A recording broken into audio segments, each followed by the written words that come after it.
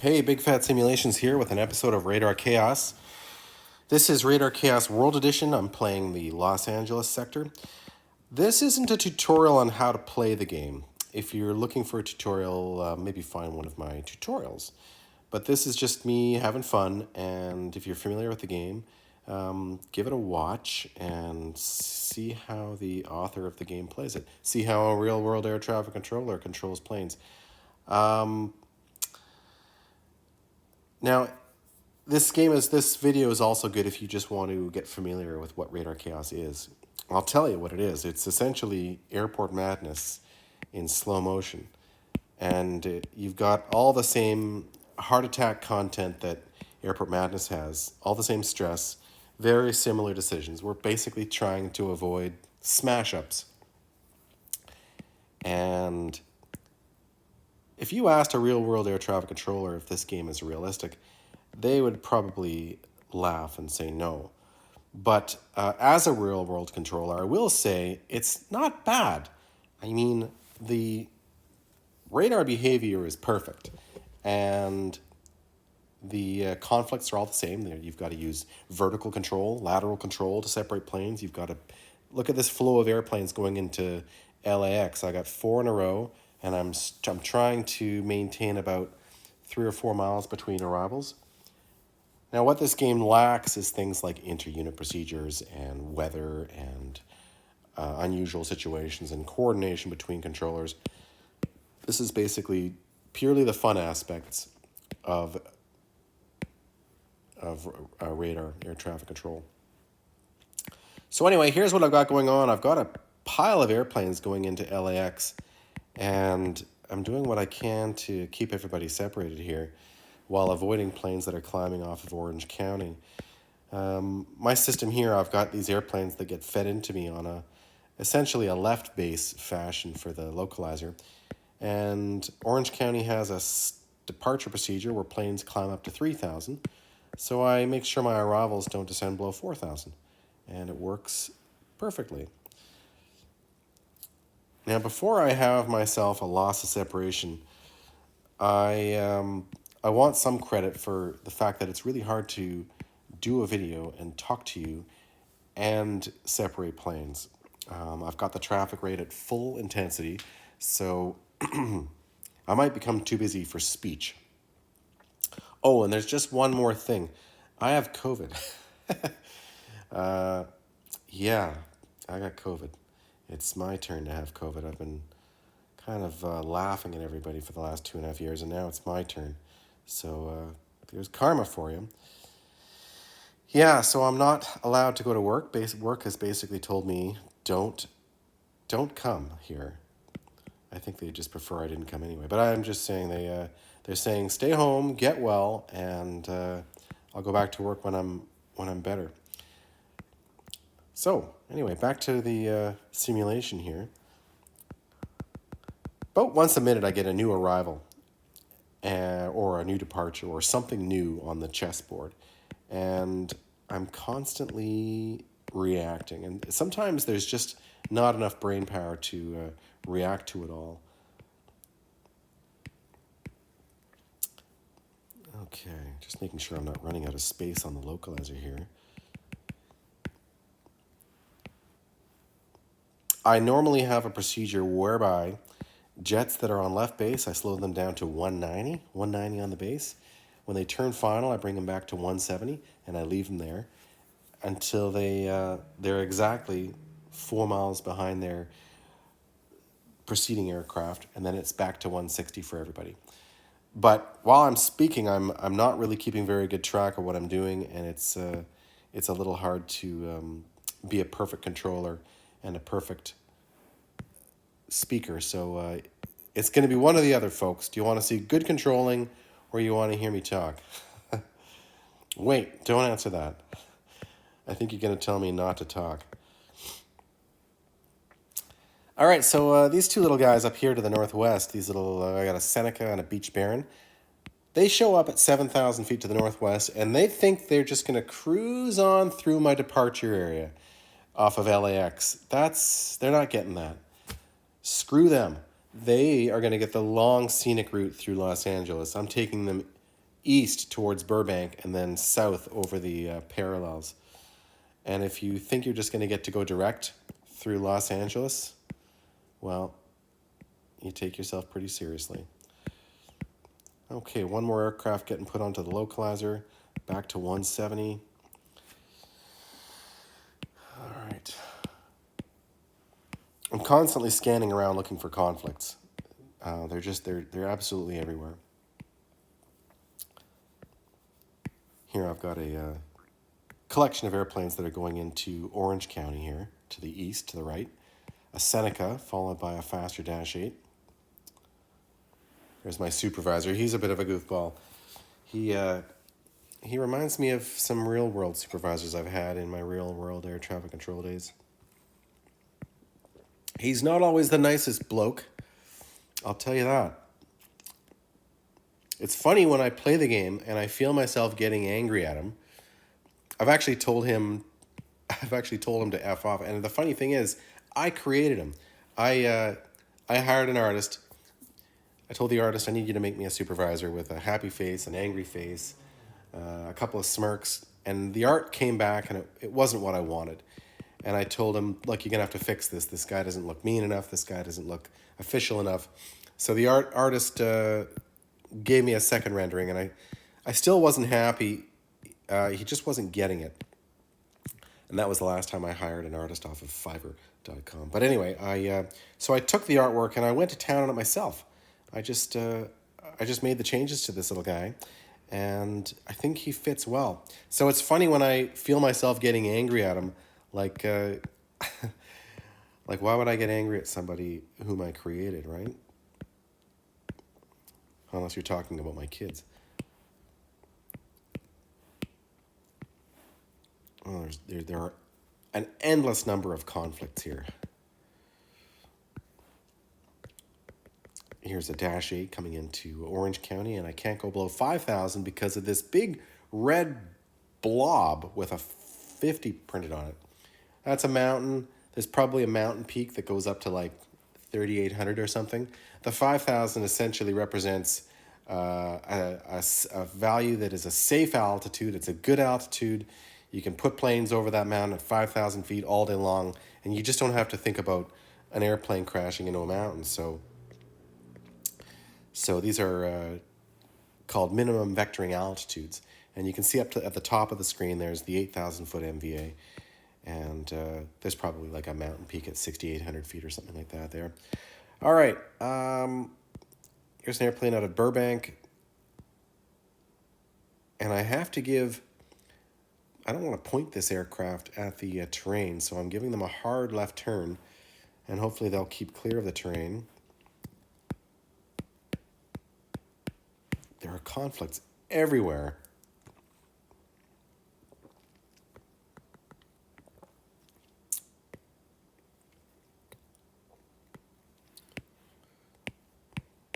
Normally my videos are not about radar chaos. They're about airport madness, because airport madness has smashes in it. And I've learned that that's what people seem to want.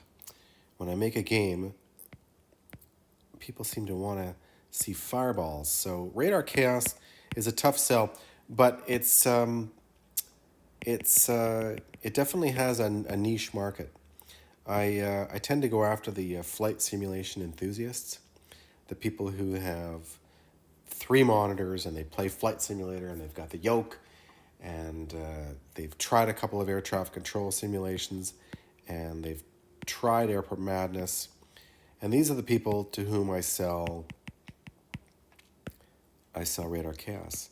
I try to convince people that it's the same side of the brain, folks.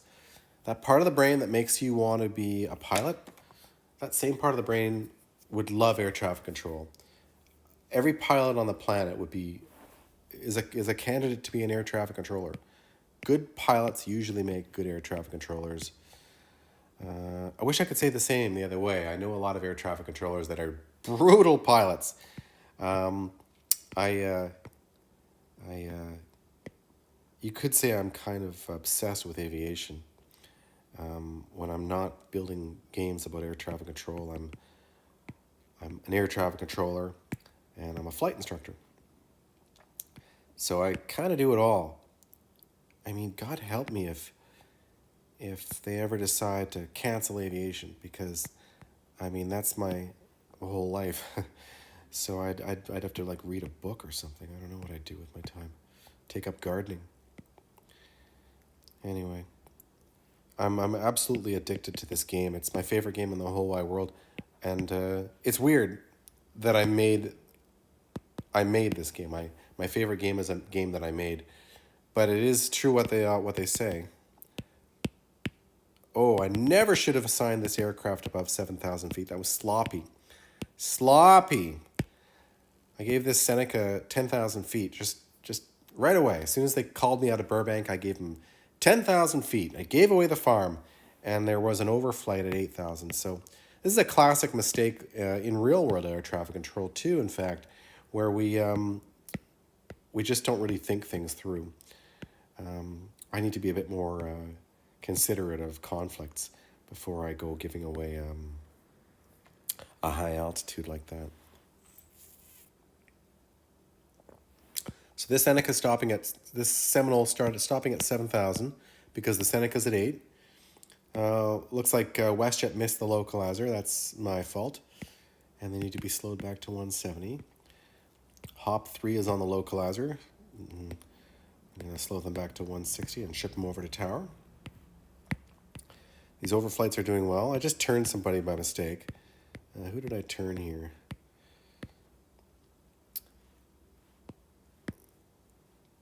Lots of conflicts everywhere you look.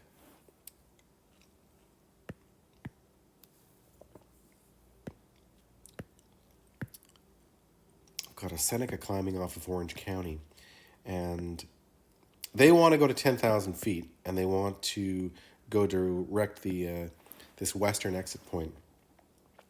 But I know better than to do anything with this aircraft yet, because there's sure to be another arrival shortly into LAX. So I think I'll just hold off on giving this aircraft anything just yet.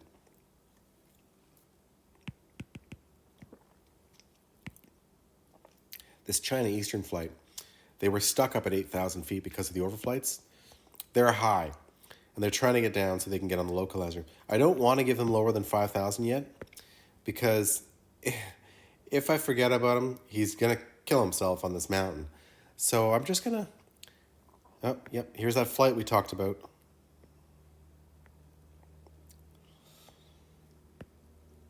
This, folks, is why I'm leaving this guy at 3,000 feet for a while, because there's an overflight. This Alaska wants to come in and land at Burbank. My plan here is to bring the Alaska down to 4,000, put him on a 300 heading, and give him the approach clearance. Now, in real life, I'd give an instruction not to descend below 4,000 feet until you're 10 miles final, but in radar chaos, certain concessions must be made. I am realizing it's hard to play this game and talk to you at the same time. I'm doing things like missing localizer turns and such. It's just like I do in real life. All right, 3,000 feet. This guy's not where he wants to be. Let's give him 16,000 feet direct.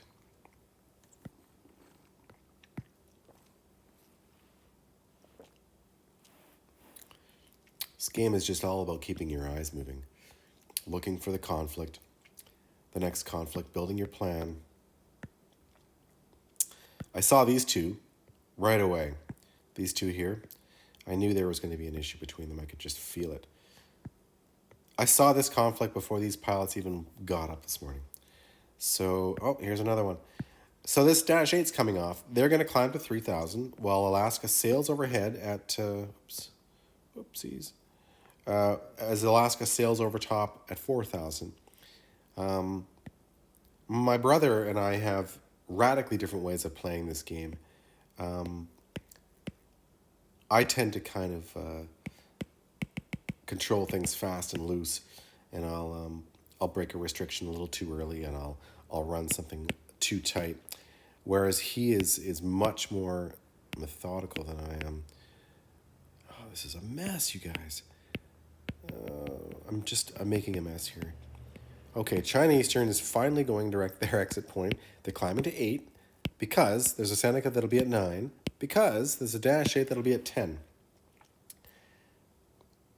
Oh, jeez.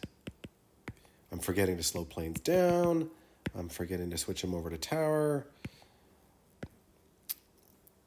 I'm just going to blame COVID. I'm going to blame COVID for any and all imperfections that I may exhibit in this game today, folks. I do that in real life too. You always just have to find someone or something to blame.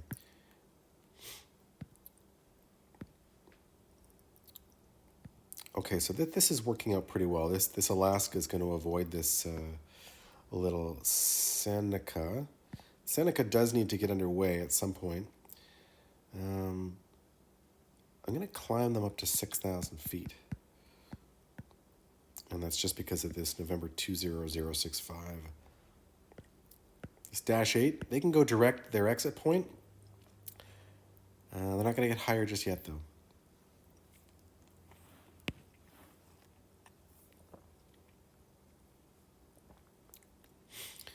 My annual salary, according to this display at the bottom of my screen, is $320,000.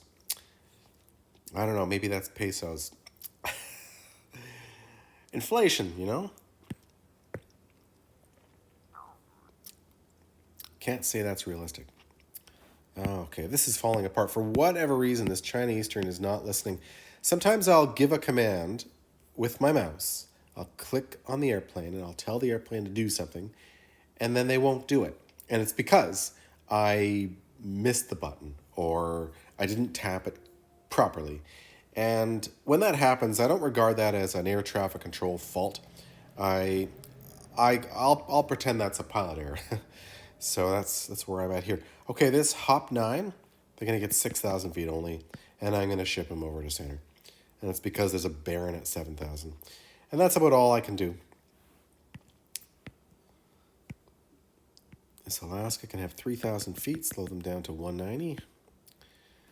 This Hop can come down to an intermediate altitude of 5,000 feet. WestJet, 238, they want to come down.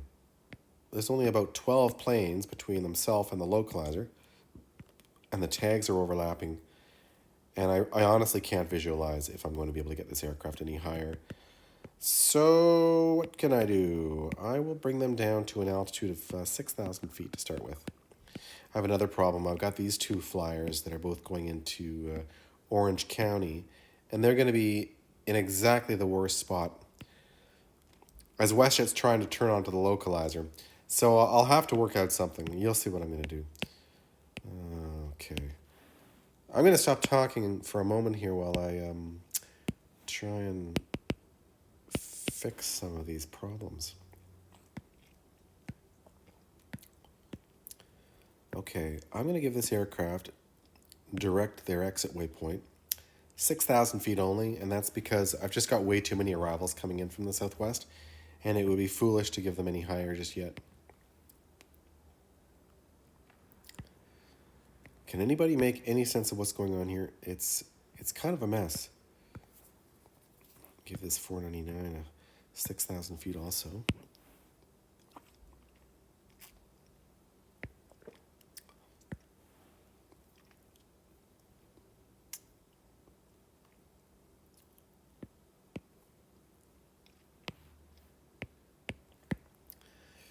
Okay, Japan Air 486 flies an Airbus, northeast bound out of LAX.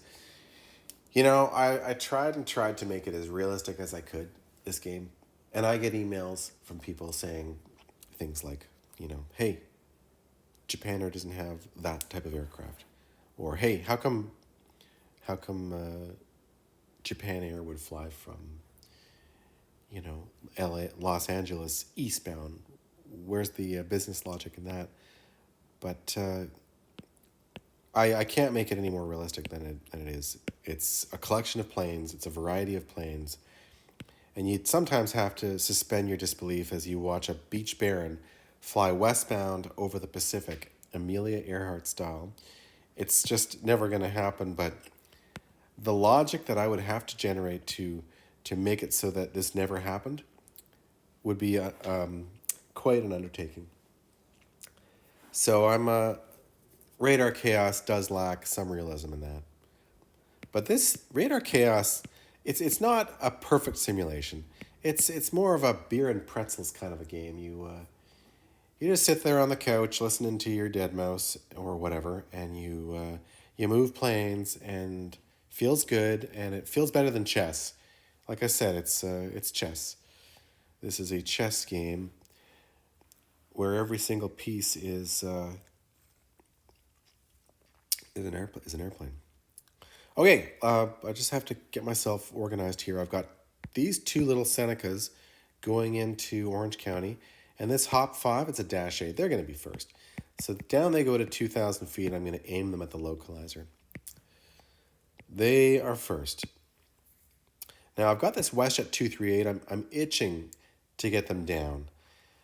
I can't get them down because this Seneca's in the way. I can't get the Seneca lower because there's terrain ahead.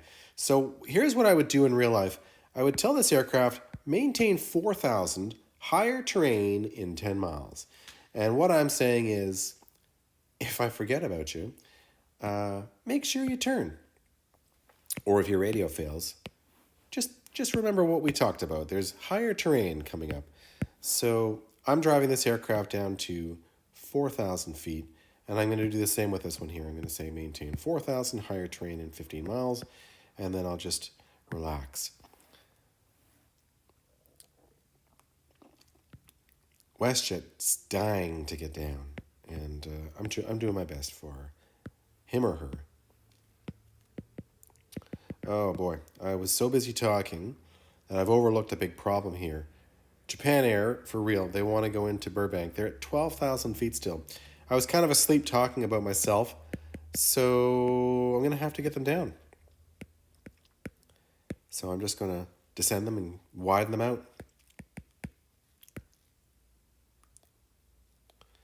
Okay, WestJet can have 5,000.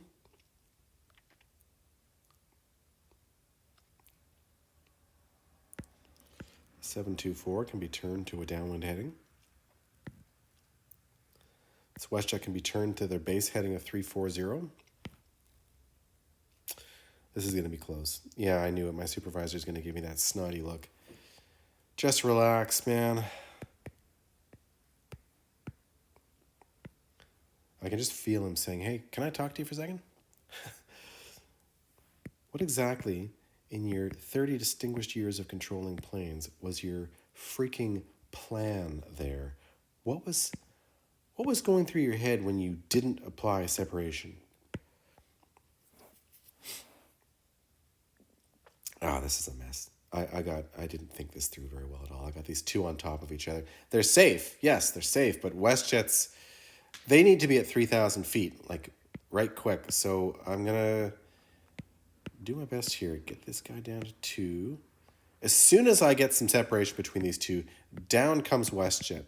I'll slow them down, and I'm actually going to turn them to the localizer in a second here. Okay, there's the turn to final, and I got to get him down. So down he goes to 3. That's going to have to work. It's going to be a little tight. We might get the ugly supervisor face on that one, folks. There's not much I can do about it, you know? Can't always please your supervisor. Am I right, people? Okay, have a look at this. It's a little tight for separation, but it'll do. I mean, it's hardly a catastrophe. They're not even able to see each other anymore. They've passed. But the snitch alarm might go off saying, hey!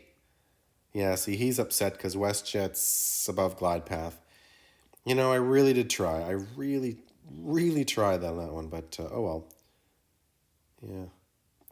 Anyway, there we go. And there he is giving me the snotty look because he doesn't really like seeing planes getting run that close. He's sort of like my brother. All right.